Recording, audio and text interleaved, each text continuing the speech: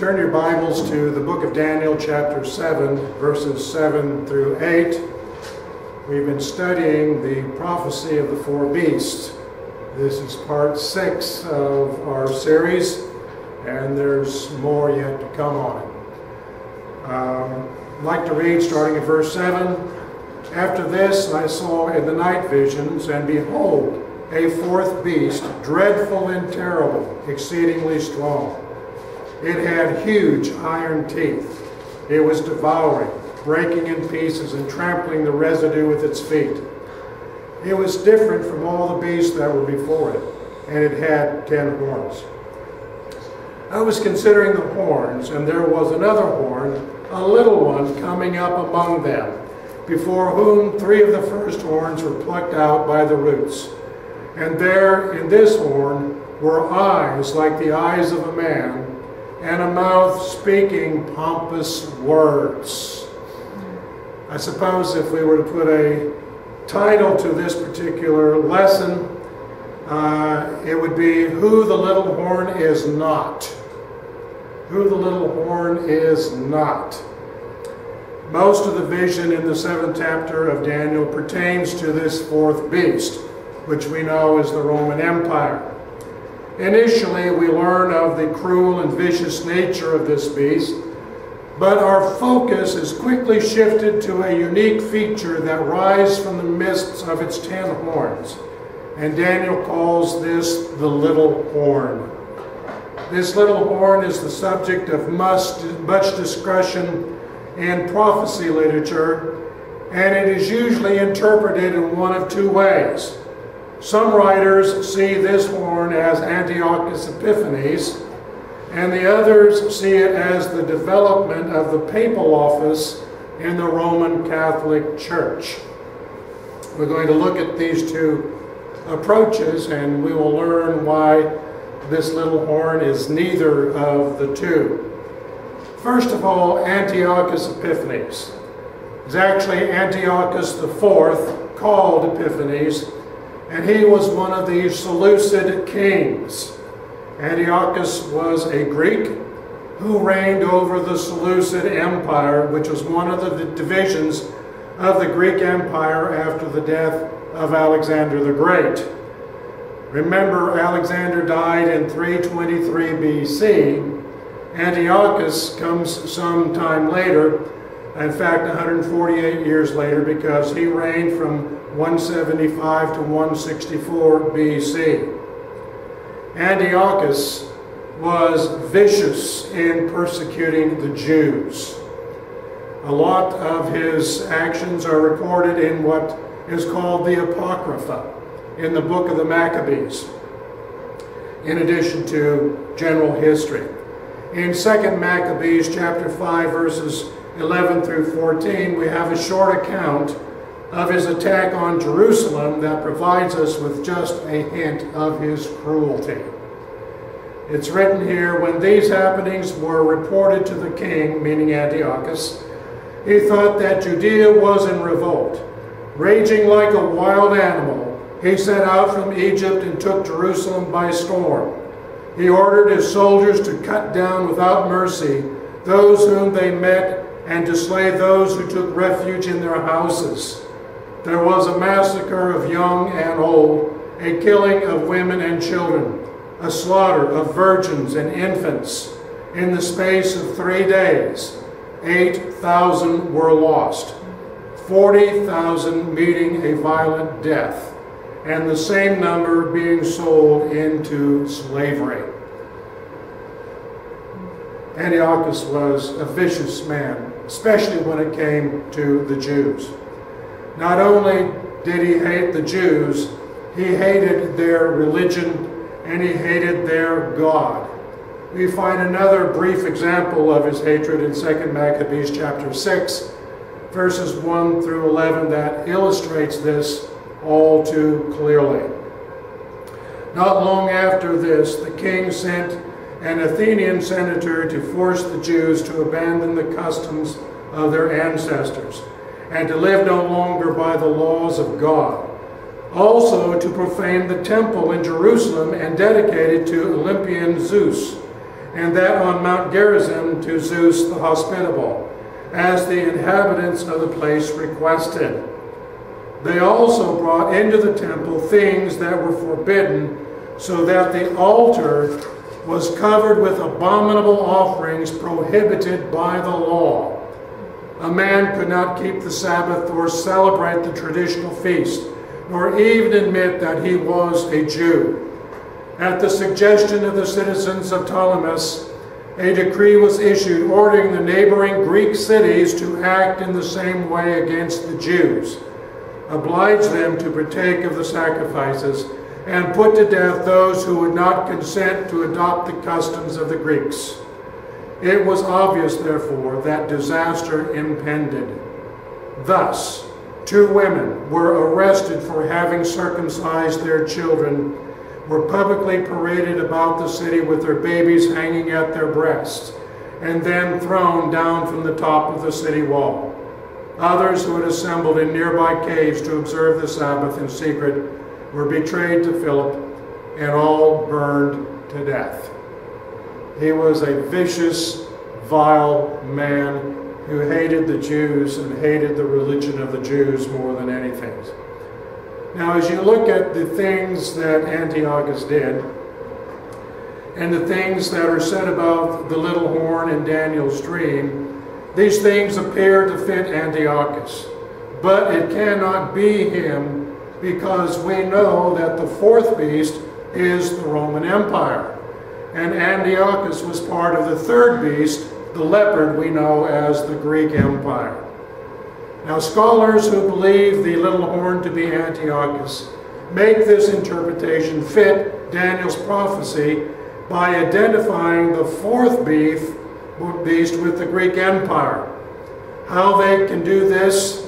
How can they do this when we know that the 1st beast is Babylon? The prophecy has 2 beasts between the lion, Babylon, and the 4th beast, the Roman Empire. But there was only one kingdom between the Babylonians and the Greeks, which was the Medo-Persian kingdom. So how do you resolve this dichotomy here? They solved this problem by counting the Medes and the Persians as 2 separate kingdoms. Now, the Medes originally were a separate kingdom from the Persians, and as such they did rebel against the Babylonians.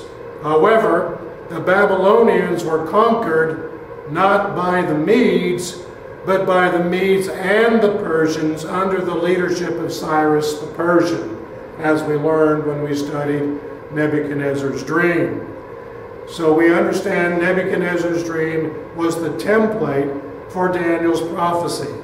And making the 4th beast in this prophecy of Babylon, Media, Persia, and Greece is not in agreement with the template we have already studied. Furthermore, the Roman Empire is missing from this explanation, but as we will learn in a following lecture, the Roman Empire is essential to this prophecy as it predicts the coming of Messiah. Now, the second interpretation of the little horn as the origin of the papal office in the Roman Catholic Church is more common among prophecy teachers, especially in our day and age. Under this interpretation, the 10 horns on this beast are said to represent the 10 barbarian kingdoms that overthrew the Western Roman Empire. The problem we encounter with this explanation is to identify which of the barbarian kingdoms were uprooted by the Pope and what time in history this is supposed to have occurred. One explanation is that the displaced 3 horns all resided on the Italian peninsula. Adam Clarke, in his commentary on this section, provides the following explanation of these 3 horns that are given by some proponents of this thought. He says, first horn would be the exarchate, or the bishopric of Ravenna, which was given to Pope Stephen II by the King of France in 755 AD. Ravenna is an area in northeast Italy, And the city of Ravenna once was the capital of the Western Roman Empire. So when you talk about the three horns that are uprooted, they say the first one was Ravenna. Okay? The second one, they say, is the kingdom of the Lombards, which was given to the Pope by Charlemagne in 774 AD. And the third horn, they say, was given by Louis the Pious, who was the son of Charlemagne and his successor. He gave the state of Rome to the Pope sometime during his reign, which lasted from 814 to 833 AD. So that is one explanation of the three horns that were uprooted by this little horn. Okay? As with Antiochus, there are things said about the papal office that seem to fit the description and activities of the little horn. But the problem with this explanation is that it violates the first principle of the prophecies of Daniel. We remember Daniel's prophecies concern the four worldwide kingdoms and their impact on the land of the Jews up to the time of the coming of Messiah. So any interpretation has to fit that first principle. Now, the Church of God Reformation movement is known for its prophetic teaching. That's something that was unusual in its time and something that attracted people. And we had charts painted that depicted the events of the book of Revelation and some of these events in the book of Daniel. And the Church of God Reformation movement held also to this papal explanation of the little horn.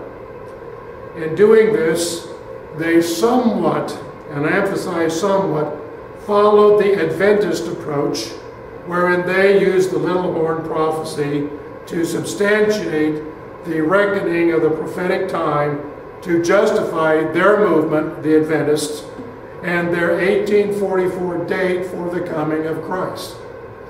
Now, we are aware of that the Seventh-day Adventist church movement had this belief that Jesus was going to return in 1844.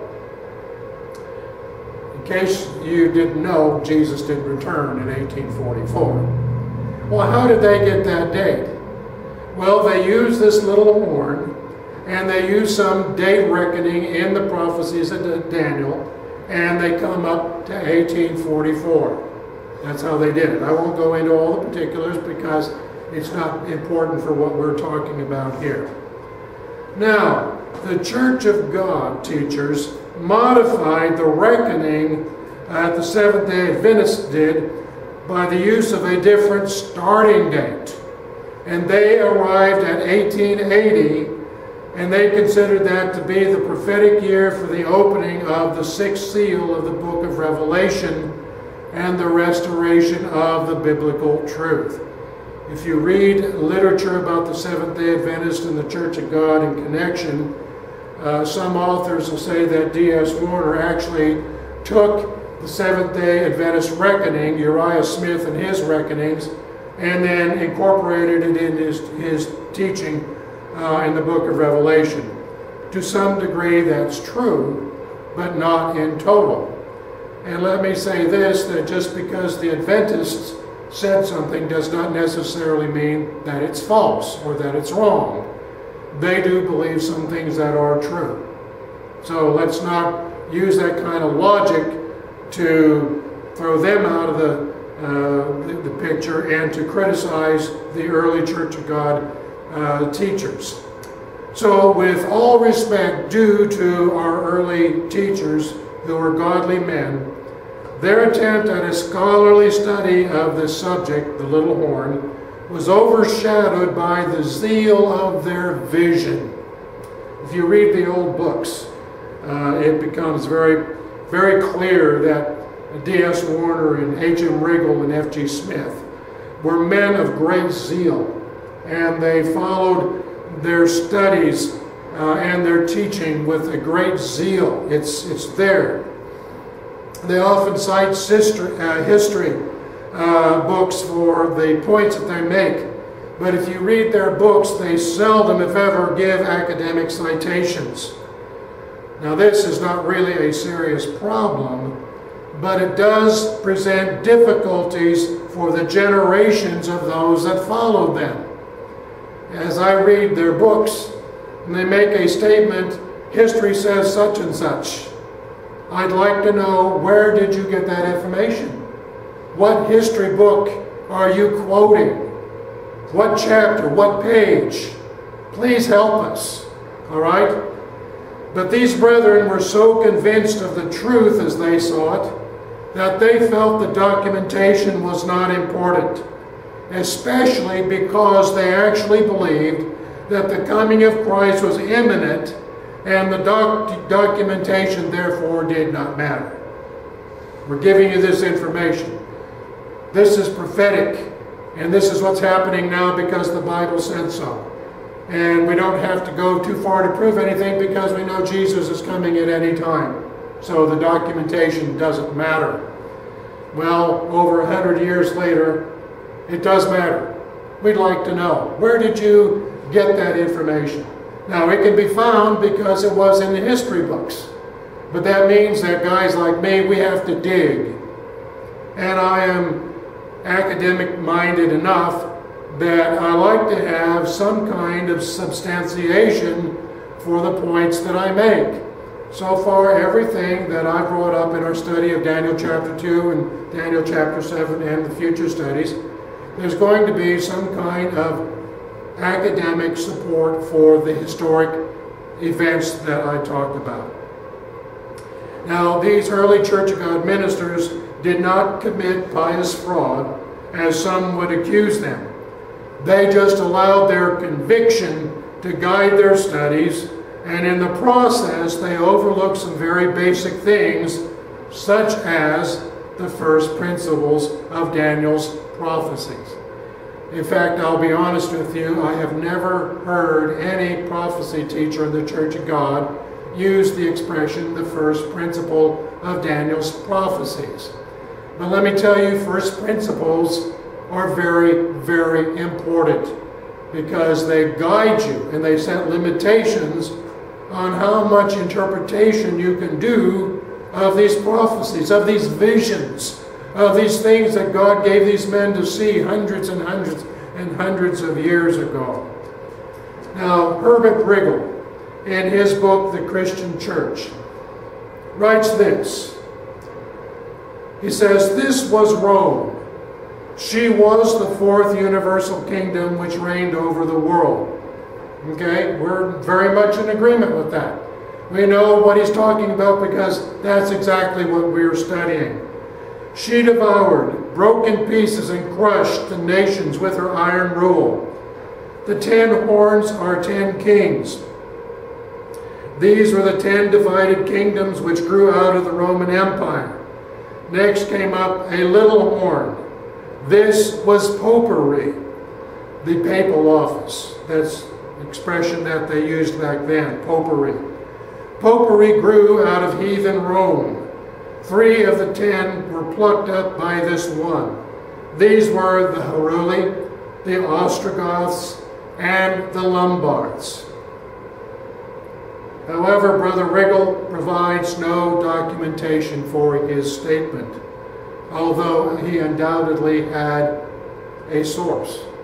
I would have loved to have seen a footnote right there saying, you know, so-and-so's history, ancient history, page 645. And, you know, you could verify, all right? We know that some of what he says is correct. Some of it may or may not be correct. We see that he does violate the first principle of Daniel's prophecies. Brother Riegel does not provide a documentation. And his selection of these 3 kings, the Heruli, the Ostrogoths, and the Lombards, as the 3 horns that were uprooted, is similar to what we read in Adam Clarke as he documented what some people believe in his commentary.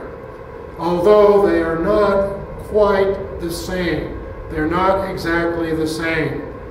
And Brother Riegel provides no explanation as to why these three kingdoms are the three horns that were plucked up. It would have been nice for him to have said that. He asserts that popery is the little horn and gives no evidence as to how he came to this conclusion. Undoubtedly, this concept had been preached so much prior to his writing the book that it became an assumed fact. And this is one of the pitfalls of prophetic teaching. Because somebody else said it, we assume it's a fact. And each time we study, and each time we approach it, if there are no sources to look at, we need to go find sources to support the conclusions that we're making. Why are these three the roots that were uprooted? And how, what does it mean that the Pope did this? Think about it. It's very important. Assumed facts are not necessarily facts. F.G. Smith was the foremost teacher of prophecy in the early days of the Church of God Reformation movement. He wrote several books on prophecy, including The Revelation Explained, The Last Reformation, and a summary of all his prophetic teaching in a book entitled Prophetic Lectures on Daniel and the Revelation. Brother Smith was highly intelligent. I have a lot of respect for this man. But he fell into the trap of making his doctrine proof of historic fact, as seen in a statement from Prophetic Lectures. He writes, "The fourth beast of Daniel, Rome, coincides with the dragon of Revelation 12, which was pagan Rome. At the time the woman, or the true church, was introduced. In Revelation, Rome was shown in two forms. First as a dragon, second as a beast, indicating the two prevailing consecutive religions in Rome, pagan and papal. In Daniel, both are combined in one animal, the fourth beast being Rome pagan, and the diverse little horn out of the beast signifying the papacy." What's not clear in his statement is he's referring to the red dragon of Revelation, the 12th chapter, as pagan Rome, and in the 13th chapter, the leopard-like beast that appears as papal Rome. That's something that's not obvious from this statement. But he says Rome has two sides, pagan and papal. His doctrine then is that pagan Rome is the actual beast, and the little horn that comes up is Roman Catholicism. That is his logic, that is his thinking. In the same work, Brother Smith asserts these are historic facts, and these historic facts prove the first beast of Revelation 13, as well as the little horn of Daniel 7, to be the papacy. That is an assertion, and if you read that whole chapter, there is no substantiation given, no works cited, and the logic is simply his conclusion that this beast and the horn and the Pope are the one and the same thing. Now, those are two foremost Church of God writers from the early days of the Church of God movement. In the 1930s and the 1940s, some issues arose in the Church of God Reformation movement concerning church organization and matters of standards of dress and entertainment. Eventually, a minister by the name of W.S. Goodnight began teaching that prophetic history had moved from the sixth seal to the seventh seal of the book of Revelation, and that the issues in dispute were evidence of apostasy within the movement. Also very much part of that message was a new or expanded approach to prophecy teaching. The approach was demonstrated in the thinking of Brother Goodnight and other writers that the book of Revelation foretold the apostasy that they were seeing in the church at that time. But most of the underlying teaching remained the same as before, including the identity of this little horn in Daniel's prophecy. 3 ministers collaborated to write a book defending what was called the seventh trumpet message and its conclusion on the apostasy within the movement. Along with this conclusion came the assumption or the assertion that congregations that accepted and followed this seventh trumpet message were faithful remnants of the Church of God movement, and those that didn't were apostate. We won't pursue that argument. That's the historical setting for what I'm going to read next. 3 ministers, J.F. Lawson, P.D. Turnbow, and D.W. Rogers, authored the book, The Revelation with Gospel and Prophecy, in which they also cite the papal little horn identity. I quote, and you'll notice that this is going to be just a little bit different in some ways than what Brother Riggle wrote and what Brother Smith wrote. Since the 10 horns are 10 kings, and 3 of them were plucked up by the roots, Daniel chapter 7, verse 8, these 3 surely would be the kings of the 3 kingdoms that were subdued into the Roman Empire, namely the Babylonian, the Medo-Persian, and the Grecian. Then Daniel saw a little horn coming up, which had the eyes of a man. This little horn, according to our former interpretations, which we believe to be correct, is typical of papal Rome, which followed pagan Rome. If the 3 first horns were typical of kings for the 3 subdued into the Roman kingdom, then the 4th horn would stand for the king of pagan Rome. And since pagan Rome was defeated in overthrowing the Church of the Morning, and Christianity eventually won out in the 270-year conflict, the little horn must have originated from the 4th horn. Now, if you're scratching your head and say, what they say? That's kind of what I do too. These were good men. I didn't know any of them, but I know people that knew them, and these are good men. But these are also uneducated men. And that shows up in their writing because they have a way of saying things inside out and turning things around and saying something thinking that they're saying something else. And all that appears in this one paragraph. They make the claim that the 3 plucked up horns are the kings of Babylon, Medo-Persia, and Greece. Their evidence for this is the subjection of these kingdoms by the Romans. Their reasoning, however sincere it may have been, is incorrect because in Daniel's dream the kingdoms appear sequentially, and individual kingdoms are subdued and absorbed by the kingdom following them. In other words, when we saw the lion, the Babylonians, what next came along? The leopard, the Medo-Persians, okay? It did not coexist with the Babylonian Empire. It subdued the Babylonian Empire. And then comes the bear,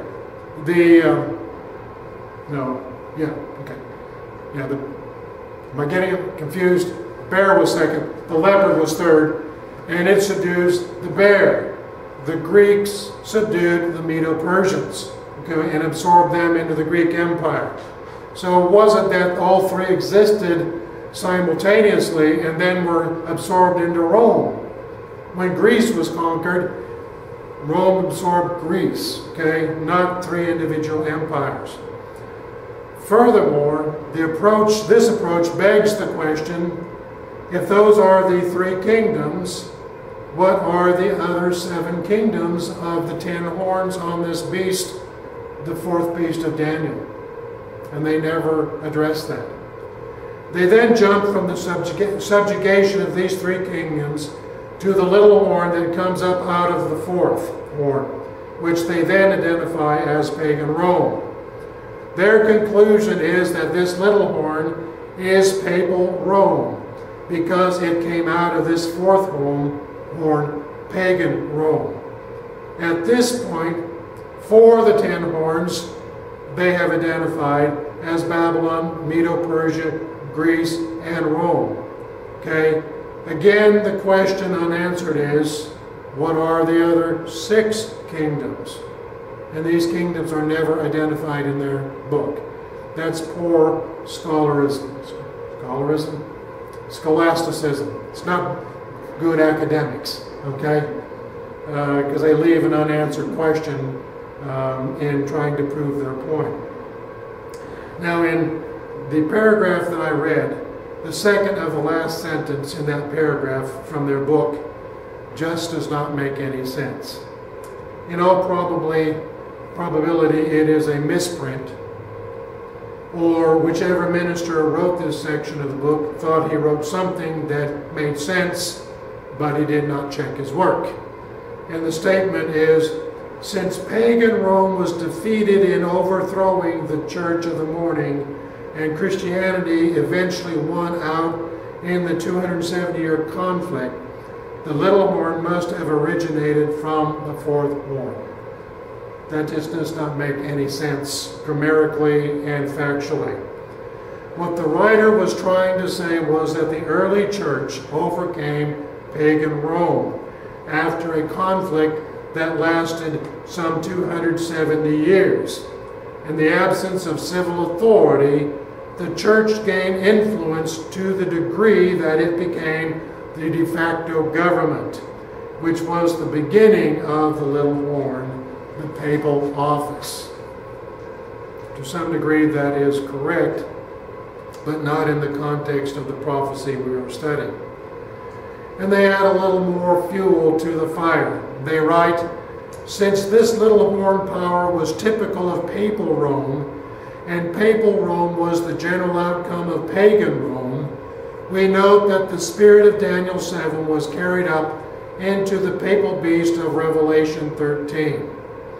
The brethren here make the same connection of the dragon of Revelation chapter 12 and the leopard-like beast of the 13th chapter, as did F.G. Smith. They're following his lead on that. Finally, I quote from this book. In Daniel chapter 7, verse 10, verse 26, mention is made that the judgment is set. This little horn power made war with the saints and prevailed against them till the judgment was set, and the Ancient of Days came. Surely this is the evening of time. It could not have been back in the morning church age for 270 years, for the little horn had not yet appeared. Again, almost incomprehensible language. So they bring up the judgment brought upon the little horn by the person identified in Daniel's prophecy as the Ancient of Days. Their conclusion is that this judgment takes place in the evening of time, which is Church of God talk for the 6th and 7th seal periods of the book of Revelation. The 270 years they mention in this quotation and the previous quotation I made refers to the year 270 AD, which appears on most of the Revelation charts used by Church of God prophecy teachers. The logic behind their statement is that since papalism did not exist until sometime after the year 270, and since the little horn is papalism, the judgment from the Ancient of Days could not have happened until sometime after the year 270. It was held by Church of God prophecy teachers that the restoration of the biblical church in 1880 was God's judgment against spiritual Babylon, which to them meant Roman Catholicism and Protestantism. So these well-meaning brethren jump to the conclusion that Daniel's prophecy in chapter 7 reaches all the way to our present day, because we are supposedly living in this 7th period of time. And they're saying that this is when the Ancient of Days is dealing with the little horn. So, we have looked at some of the ways this little horn is interpreted from the 7th chapter of Daniel. And none of these interpretations can be correct because there are problems with those interpretations. Either they're not historically correct, they're historically confusing, and worst of all, they violate the first principle of Daniel's prophecies.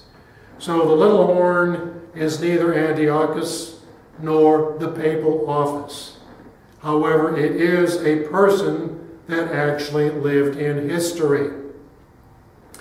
And keep again in mind the first principle of Daniel's prophecy, which concerned the 4 worldwide empires from Babylon to Rome and their impact on the land of the Jews. And as we begin to consider in the next lecture who this little horn really is, remember that Daniel shows him to be in conflict with the Ancient of Days. The 3 brothers that wrote that book, they picked up on that the little horn was in conflict with the Ancient of Days.